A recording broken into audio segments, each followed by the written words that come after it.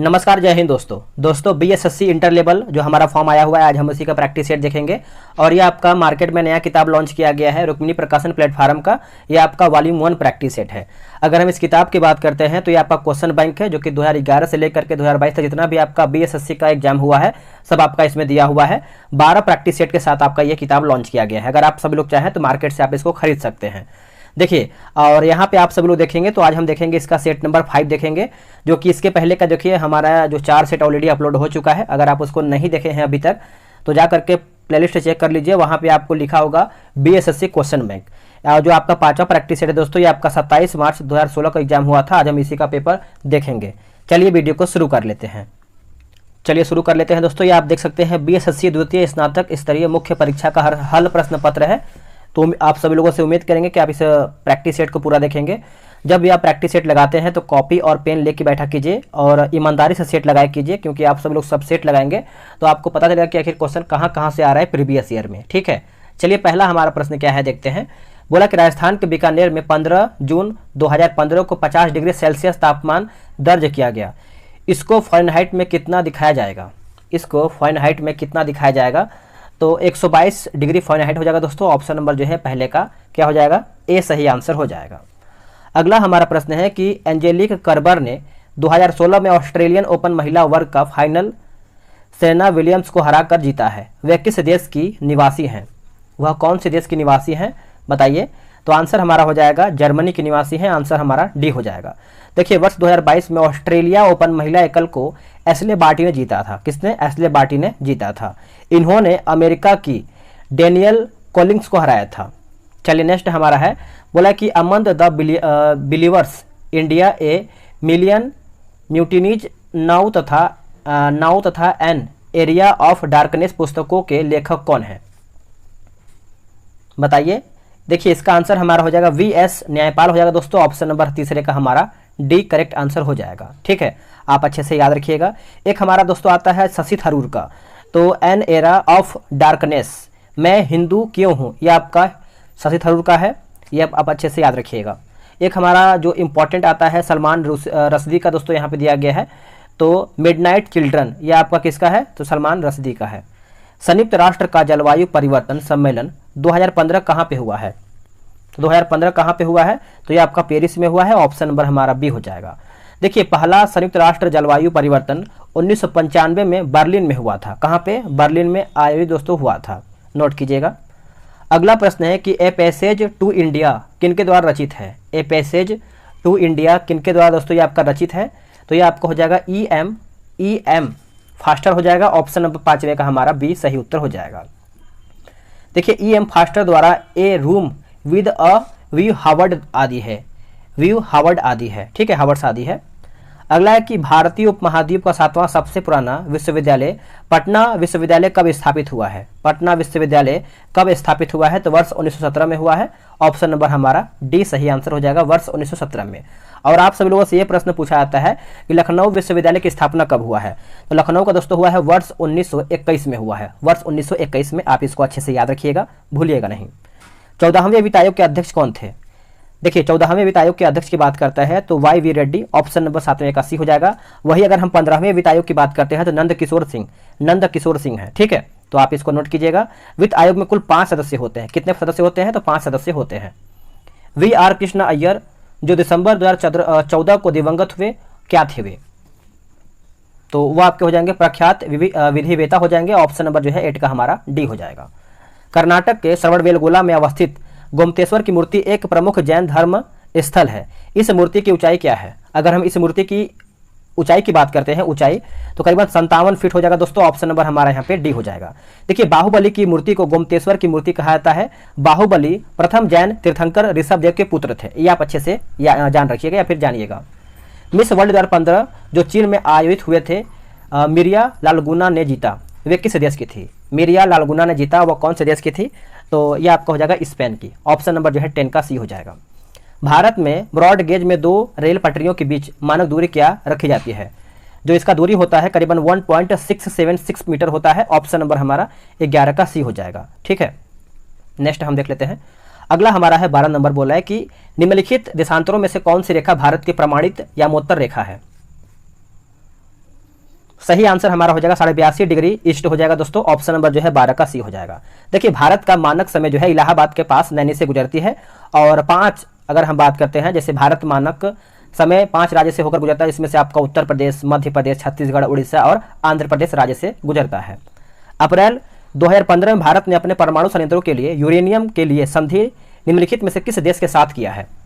तो ये किया है दोस्तों कनाडा के साथ। ऑप्शन नंबर हमारा जो है 13 का ए हो जाएगा। उससे पहले आप सभी को बता दें, देखिए बिहार एसएससी टेलीग्राम ग्रुप बनाया गया है। अगर आप उसमें ज्वाइन होना चाहते हैं तो आपको ही बेनिफिट मिलेगा, क्योंकि आपको डेली सुबह 10 बजे प्रैक्टिस सेट दिया जाता है डिस्कशन के साथ। सेट लगाइए और आपका एग्जाम तक वैलिड आपका ग्रुप होने वाला है। मार्केट में बहुत सारा सेट आने वाला है, तो आप उसको ज्वाइन करके सेट लगाइए और बिहार एसएससी में अपना एक सीट जो है पक्का कीजिए। यह रहा व्हाट्सअप नंबर 8756546533। देखिए बम्पर भर्ती है दोस्तों, इसमें इस बार हमको चूकना नहीं है, एक सीट हमको निकाल लेना है। मेहनत कीजिए और सेट लगाइए। देखिए 14 नंबर बोला कि द टीन ड्रम किस नोबेल पुरस्कार विजेता की कृति है? द टीन ड्रम किस नोबेल पुरस्कार विजेता की कृति है? तो इसका सही आंसर हमारा 14 का हो जाएगा। ऑप्शन नंबर बी हो जाएगा गुंटर ग्रास हो जाएगा। आप इसको अच्छे से याद रखिएगा, भूलिएगा नहीं। अगला है कि पेनिसिलिन की खोज किसने किया था? अगर हम पेनिसिलिन की बात करते हैं तो अलेक्जेंडर फ्लेमिंग हो जाएगा दोस्तों। Option number B. देखिए पेनिसिलिन एंटीबायोटिक का एक समूह है जिसमें बीटा लैक्टेम एंटीबायोटिक पाया जाता है। ये आप अच्छे से नोट कीजिएगा। National mineral development corporation of India की हीरे की खान जो है कहाँ पर है? अगर हम हीरे की खान की बात करते हैं तो ये आपको पन्ना, हीरे की खान कहाँ है? तो ये आपका पन्ना लिखा गया है, ठीक है। पन्ना आपको दोस्तों मध्य प्रदेश का एक जिला का नाम, यानी एमपी आप बोल सकते हैं। Option number D. Film Pather Panchali किनके द्वारा दोस्तों यहाँ पर निर्देश किया गया था? निर्देश था तो ये आपका हो जाएगा सत्यजीत रे। ऑप्शन नंबर हमारे यहाँ पे बी हो जाएगा। देखिए पाथेर पंचाली 1955 में बंगाली भाषा में निर्मित फिल्म है। कौन सा? तो पाथेर पंचाली। नेक्स्ट है कि अंतर्राष्ट्रीय योग दिवस कब मनाया जाता है? अंतर्राष्ट्रीय योग दिवस की बात कर लेते हैं तो ये हम मनाते हैं दोस्तों 21 जून को। ऑप्शन नंबर सी हो जाएगा। एक हमारा आता है 21 मार्च को मनाते हैं विश्व वानिकी दिवस, और एक होता है अंतर्राष्ट्रीय नस्लीय भेदभाव उन्मूलन दिवस के रूप में मनाते हैं। तो ये सभी आप अच्छे से याद रखिएगा। एक 21 मार्च दिया गया है, तो 21 मार्च को मनाते हैं हम, 21 मई दिया गया, माफ कीजिएगा 21 मई। तो 21 मई को मनाते हैं आतंकवाद विरोधी दिवस, अंतर्राष्ट्रीय चाय दिवस, उसके बाद विश्व सांस्कृतिक विविधता दिवस मनाते हैं, और 25 दिसंबर को राष्ट्रीय सुशासन दिवस के रूप में मनाते हैं। निम्नलिखित में से कौन राजकोषीय नीति का एक घटक नहीं है? देखिए राजकोषीय नीति का घटक नहीं है तो व्यापार नीति दोस्तों नहीं है, बाकी कराधान नीति है, सार्वजनिक ऋण नीति है और सार्वजनिक व्यय नीति है। ऐसा आप अच्छे से याद रखिएगा। चलिए आगे हमारा प्रश्न है कि गंगा की सहायक नदियाँ जो नीचे वर्णित है कौन उत्तर की ओर प्रवाहित होती है? तो ये आपका हो जाएगा 20 नंबर का ऑप्शन नंबर सी, सोन नदी। सी इसका सही उत्तर हो जाएगा। देखिए सोन नदी की बात करते हैं तो अमरकंटक की पहाड़ी से निकलती है। सोन नदी पटना जिले में मनेर के पास गंगा नदी में मिल जाती है। तो ये सब आप पॉइंट अच्छे से याद रखिएगा। 35वें राष्ट्रीय खेल जिसका प्रतीक चिन्ह ग्रेट हॉर्नबिल था कहाँ पर आयोजित दोस्तों किए गए थे? ये कहाँ पर किया गया था? तो केरला में, यानी केरल। ऑप्शन नंबर ए सही उत्तर हो जाएगा। निम्नलिखित में से कौन युग्म जो है आपका गलत को चिन्हित करते हैं, यानी कौन हमारा इसमें गलत है? देखिए मैडम क्यूरी की बात करते हैं डायनामाइट, जो कि हमारा ये गलत हो जाएगा। अब इसको समझ लीजिएगा अच्छे तरीके से, जो कि आपके एग्जाम में यहाँ से क्वेश्चन आ सकता है। अगर हम डायनामाइट की बात करते हैं तो डायनामाइट की खोज किसने किया था? तो अल्फ्रेड नोबेल ने किया था, 1867 में किया था, वर्ष 1867 में। और वही अगर हम बात कर लेते हैं मैडम क्यूरी ने रेडियो सक्रियता की खोज किया था। बाकी ए.जे. बेल की बात करते हैं टेलीफोन सही है, J.N. बेयर्ड की बात करते हैं तो टेलीविजन सही दिया गया है, और जेम्स वाट हमारा हो जाएगा स्टीम इंजन सही है। निम्नांकित में से सूर्योदय सबसे पहले कहाँ पर होगा? तो सबसे पहले ऑप्शन के हिसाब से देखा जाए तो टोक्यो यानी जापान। Option number D. सूर्योदय का देश दोस्तों जापान को कहा जाता है। जापान का पूरा नाम क्या है? तो निपियान है। क्या है दोस्तों? निपियान। चलिए नेक्स्ट हमारा प्रश्न है क्वेश्चन नंबर 24। बोला कि मशहूर पेंटिंग हंस दमयंती के चित्रकार कौन थे? हंस दमयंती के। तो अगर हम हंस दमयंती की बात करते हैं तो Raja Ravi Varma. Option number B. देखिए इस पेंटिंग में दमयंती राजा नल के बारे में हंस से बात करते हुए दिखा रहे हैं, ठीक है। निम्नलिखित पुस्तकों में से कौन सी पुस्तक जो है फणीश्वर नाथ रेणु द्वारा रचित है? फणीश्वर नाथ रेणु द्वारा दोस्तों यहाँ पे रचित है। तो मैला आंचल। ऑप्शन नंबर 25 का सी हो जाएगा। मैला आंचल भारत का प्रथम आंचलिक उपन्यास है। मैला आंचल उपन्यास पूर्णिमा के मेरीगंज को आधार बनाकर लिखा गया है। नेक्स्ट है कि आनुवांशिक के जनक वैज्ञानिक कौन है? देखिए आनुवांशिक के जनक वैज्ञानिक की बात करते हैं तो ग्रेगर मेंडल हो जाएंगे। ऑप्शन नंबर 26 का डी हो जाएगा। आनुवांशिकता की बात कर लेते हैं तो जो ये शब्द है विलियम वाटसन ने दिया है। किसने दिया है? विलियम वाटसन ने दिया है। आगे हमारा प्रश्न है कि नीचे दिए गए 2 स्तंभों में राज्यों के नाम और वहां अवस्थित न्यूक्लियर रिएक्टर के नाम दिए गए हैं, विकल्पों में से क्या है? तो देखिए इसका आंसर कर्नाटक की बात करते हैं तो कैगा हो जाएगा। तमिलनाडु का आपका हो जाएगा कुडनकुलम, उत्तर प्रदेश का हो जाएगा नरौरा, और गुजरात का आपका हो जाएगा काकरापार। आंसर हमारा जो है 27 का ए सही हो जाएगा। नेक्स्ट है कि राज्यसभा के संदर्भ में निम्नलिखित में से कौन सा सही नहीं है, यानी कौन हमारा इसमें गलत है। देखिए गलत पूछ रहा है तो आप वीडियो रोक के बनाइए। आंसर हमारा देखिए सी गलत हो जाएगा, यानी राज्यसभा का गठन जो है वर्ष 1958 में हुआ था, जो कि ये गलत हो जाएगा। देखिए राज्यसभा गठन दोस्तों जो है 1958 नहीं, वर्ष 1952 में हुआ है, ठीक है, 1952 में हुआ है। बाकी राज्यसभा सही नहीं है, सही राज्यसभा सही नहीं है, ऑप्शन में दिया गया है। बाकी इसके सभा 31 सदस्य प्रत्येक 2 वर्ष रिटायर होते हैं, सही है, ठीक है। और राज्यसभा के 12 सदस्य राष्ट्रपति द्वारा जो है मनोनीत होते हैं, ये सब हमारा जो है सही है। चलिए नेक्स्ट हम देख लेते हैं अगला कि बीमारियों और उनके जांच को सही रूप में दोनों स्तंभों से मिलान करके बताइए। तो देखिए अगर हम बात करते हैं विडाल टेस्ट, तो ये आपका हो जाएगा टाइफाइड टेस्ट होता है विडाल टेस्ट से। और डिक टेस्ट जो है दोस्तों, डिक टेस्ट ये आपका हो जाएगा यानी स्कारलेट फीवर हो जाएगा। और टॉर्निकेट स्टेट की बात करते हैं, टॉर्निकेट टेस्ट है ना, तो ये आपका हो जाएगा दोस्तों डेंगू बुखार। आर ए फैक्टर दोस्तों ये आपका कहाँ पे जाएगा, तो ये आपका हो जाएगा गठिया। एलिसा टेस्ट आप सभी को पता है एड्स हो जाएगा, यानी आंसर हमारा जो है ऑप्शन नंबर ए सही हो जाएगा। अगला है कि हाल ही में ब्राजील में नवजात शिशुओं में माइक्रोसेफली या फिर लघु शीर्षता के लक्षण मिले हैं, इसका कारण क्या है। अगर हम कारण की बात करते हैं तो जीका वायरस, ऑप्शन नंबर हमारा ए हो जाएगा। देखिए जीका वायरस संक्रमित मच्छर के काटने से फैलता है, जैसे आप देखेंगे डेंगू वगैरह बहुत तेजी से टाइम फैल रहा है, तो बचाव जरूरी है क्योंकि दिक्कत ज़्यादा होता है अगर बुखार उखार आता है तो। चलिए नेक्स्ट हमारा है, बोला है कि जोआकिन गुजरमन उर्फ उल चापो गुजमैन है एक क्या, नाम थोड़ा सा लंबा चौड़ा है, तो इसका सही आंसर हमारा हो जाएगा मैक्सिको का नशीली दवाओं का तस्कर, ऑप्शन नंबर बी। अगला है कि कार की बैटरी में इसका इस्तेमाल होता है, यानी किसका इस्तेमाल होता है कार की बैटरी में। देखिए कार की बैटरी की बात करते हैं सल्फ्यूरिक एसिड, ऑप्शन नंबर हमारा दोस्तों ए सही आंसर हो जाएगा 32 का। सल्फ्यूरिक एसिड की बात करते हैं तो H2SO4 को ऑयल ऑफ विट्रियोल भी कहा जाता है, ठीक है। और अगर वही हम बात कर लेते हैं जैसे सिट्रिक एसिड जो दिया गया है सिट्रिक एसिड, तो सिट्रिक अम्ल यानी सिट्रिक एसिड दोस्तों आपका हो जाएगा नींबू में देखने को मिलता है। अगला है कि 2015 में गठित नीति आयोग के उपाध्यक्ष कौन है, तो सभी को आंसर आप सभी लोगों ने कर ही दिया होगा, जो कि अरविंद पनगड़िया, ऑप्शन नंबर 33 का बी हो जाएगा। नीति आयोग के अध्यक्ष कौन होते हैं बताइए, तो प्रधानमंत्री होते हैं। और नीति आयोग को अधिक संघवाद बनाया गया है, नीति आयोग को अधिक संघवाद बनाया गया है।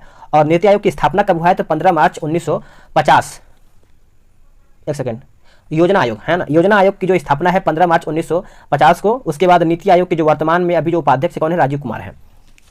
अगला हमारा है कि भारतीय नौसेना तथा वायुसेना ने 2015 में ऑपरेशन राहत चलाकर भारतीयों तथा अन्य को एक देश से निकाला, सही देश चुने, कौन सा देश से निकाला, तो ये आपको हो जाएगा यमन, ऑप्शन नंबर डी सही उत्तर हो जाएगा। अगला है कि बोको हरम क्या है। अगर बोको हरम की बात करते हैं तो नाइजीरिया का एक आतंकवादी संगठन है, नाइजीरिया का एक आतंकवादी संगठन है, ऑप्शन नंबर डी। मरणोपरांत प्रथम भारत रत्न किन्हें दिया गया है। अगर हम मरणोपरांत की बात कर लेते हैं तो दोस्तों ये दिया गया है लाल बहादुर शास्त्री जी को दिया गया है, ऑप्शन नंबर हमारा डी हो जाएगा। इनको दिया कब गया था, तो देखिए इनको 11 फरवरी 1966 में दिया गया था, वर्ष 1966 में दिया गया था, आप अच्छे से नोट कीजिएगा। कि गाय की गर्भावधि क्या है। अगर हम गाय की गर्भावधि की बात कर लेते हैं तो इसका आंसर हमारा हो जाएगा करीबन 274 से लेकर के 280 दिन, ऑप्शन नंबर जो है 37 का भी हो जाएगा। और दोस्तों एक 150 दिन होता है, किसका है 150 दिन, तो भेड़ का होता है। एक जो करीबन 624 दिन जो होता है हाथी का होता है, 312 हमारा भैंस का होता है, और 148 हमारा बकरी का होता है, 114 हमारा सुअर का होता है, ठीक है। निम्नलिखित नदियों में से किसका उद्गम भारत में नहीं है, बताइए। इनमें से आपका पूछ रहा है कि कौन सी नदियों में जिसका उद्गम जो है भारत में नहीं है, कौन सा है वो। तो इसका सही उत्तर हमारा हो जाएगा क्वेश्चन नंबर 38 का option number A Sutlej, Sutlej इसका सही उत्तर हो जाएगा। देखिए सतलज नदी दोस्तों तिब्बत के मानसरोवर झील के समीप रक्सताल से निकलता है, और सतलज नदी दोस्तों शिवालिका श्रेणी को पार कर पंजाब में प्रवेश करती है। भारत के सर्वोच्च न्यायालय के संदर्भ में कौन सा कथन सही है, तो सही की बात करते हैं तो इसका मूल अपीलीय और परामर्श संबंधी क्षेत्राधिकार है, आंसर हमारा जो है 39 का डी सही आंसर हो जाएगा। अगर हम उच्चतम न्यायालय की बात करते हैं तो अनुच्छेद 124 से लेकर के 147 तक उच्चतम न्यायालय के संबंध में अनुच्छेद हमारा दिया गया होता है। अगला कि जल्लीकट्टू सांडों की लड़ाई किस राज्य से संबंधित है, जल्लीकट्टू, तो बताइए इसका आंसर हमारा क्या हो जाएगा, तमिलनाडु हो जाएगा, option number D right answer हो जाएगा। एक हमारा आता है दोस्तों ओणम त्यौहार, तो अगर हम ओणम की त्यौहार की बात करते हैं तो ये आपका केरला राज्य से संबंध है। एक हमारा होता है पोंगल त्यौहार, तो ये आपका हो जाएगा तमिलनाडु से पोंगल त्यौहार। और एक बिहू आप सभी को पता है, बिहू त्यौहार असम में मनाया जाता है, ठीक है। तो ये सब आपके लिए इंपॉर्टेंट है जो कि आपको जानना जरूरी है। निम्न में से कौन दो नदियां अमरकंटक से उद्गमित हैं, तो सही आंसर हमारा हो जाएगा Narmada Son, option number B 41 का हो जाएगा। देखिए नर्मदा नदी अमरकंटक से निकलकर पश्चिमी यानी पश्चिम दिशा की ओर जो है प्रभावित होती है। सोन नदी अमरकंटक से निकलकर पूर्व दिशा में प्रभावित होकर पटना के पास गंगा नदी में मिल जाती है। अगला है कि कौन सा स्थान ब्रह्मा के मंदिर तथा पशुओं के मेले के लिए प्रसिद्ध है, सभी को पता है राजस्थान में है, लेकिन राजस्थान का नाम दिया गया है जगह का, तो ये आपका पुष्कर हो जाएगा। पुष्कर ऑप्शन नंबर जो है 42 का ये हो जाएगा। देखिए राजस्थान के अजमेर के पास पुष्कर में कार्तिक पूर्णिमा को मेला लगता है या फिर लगाया जाता है, और यहाँ श्री रंगनाथ स्वामी मंदिर भी है। श्री रंगनाथ मंदिर यहाँ पे देखने को मिलता है। पुष्कर एक झील का नाम है। चलिए आगे है कि भारत का पहला ऑर्गेनिक राज्य कौन सा है।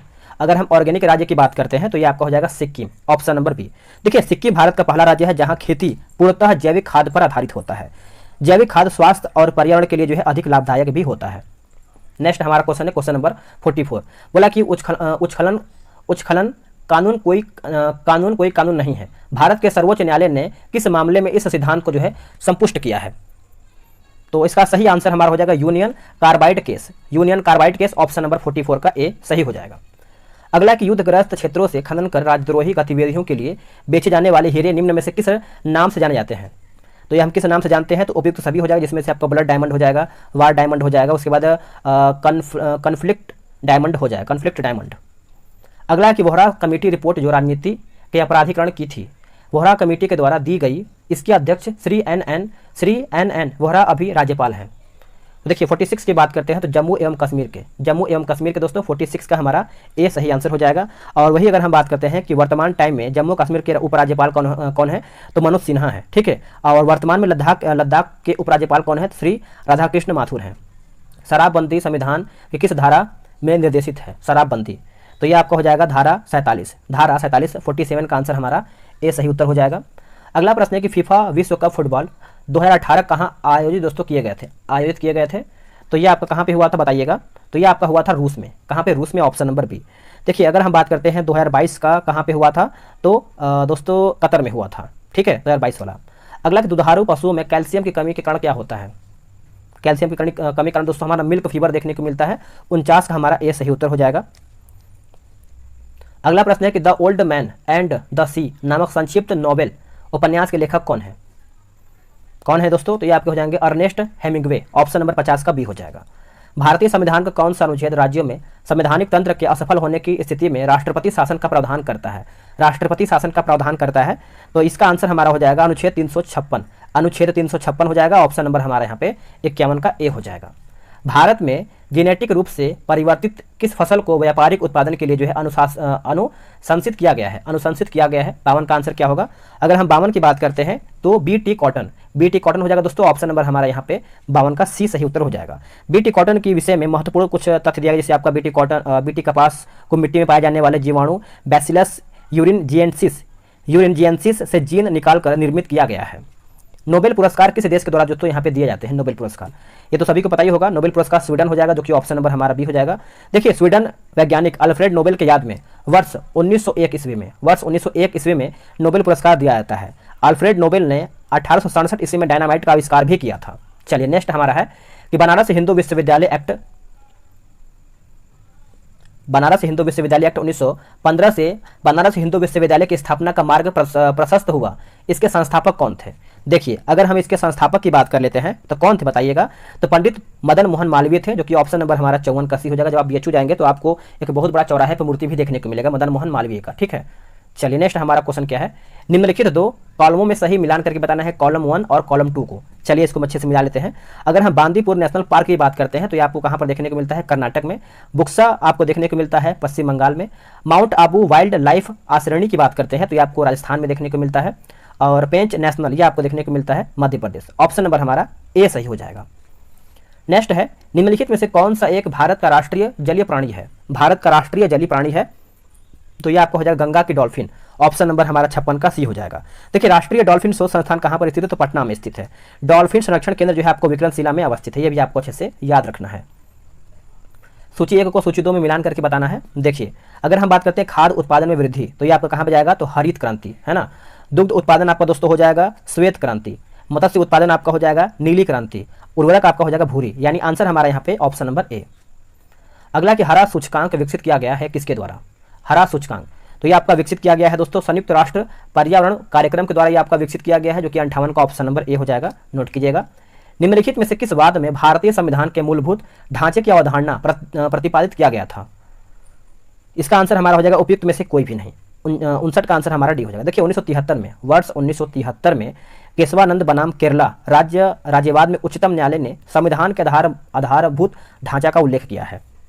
चलिए नेक्स्ट हम देख लेते हैं कि राज्यसभा, माफ कीजिएगा फिर से पढ़ेंगे, बोला कि संविधान सभा के संवैधानिक सलाहकार कौन थे। अच्छा प्रश्न है और सभी लोगों ने आंसर भी कर दिया होगा। आंसर हमारा दोस्तों हो जाएगा बी एन राव। कहीं कहीं बी एन राव लिखा होता है, कहीं कहीं पूरा नाम है, तो देखिए यहाँ पे लिखा गया है बेनेगल नरसिम्हा राव। तो पूरा नाम याद रखेंगे तो आपको कंफ्यूजन नहीं होगा। बहुत लोग बी एन राव याद मतलब रखे होंगे, तो बेनेगल नरसिंह राव पूरा नाम है इनका, ठीक है। और संविधान सभा का निर्माण जो है कैबिनेट मिशन के प्रस्ताव पर हुआ है, ये भी आप अच्छे से नोट रखेंगे। और जो देखिए संविधान सभा का जो प्रथम बैठक हुआ था, कब हुआ था? 9 दिसंबर 1946 को डॉक्टर सच्चिदानंद सिन्हा की अध्यक्षता में हुआ था। निम्नलिखित में से कौन सी एक समिति ने नागरिकों के मूल कर्तव्य को 1976 में सम्मिलित करने की अनुशंसा किया था? आंसर हो जाएगा स्वर्ण सिंह समिति। स्वर्ण सिंह समिति ऑप्शन नंबर बी सही उत्तर हो जाएगा। सर्वोच्च न्यायालय का न्यायाधीश अपना पद त्याग कर सकता है पत्र लिख करके किसको?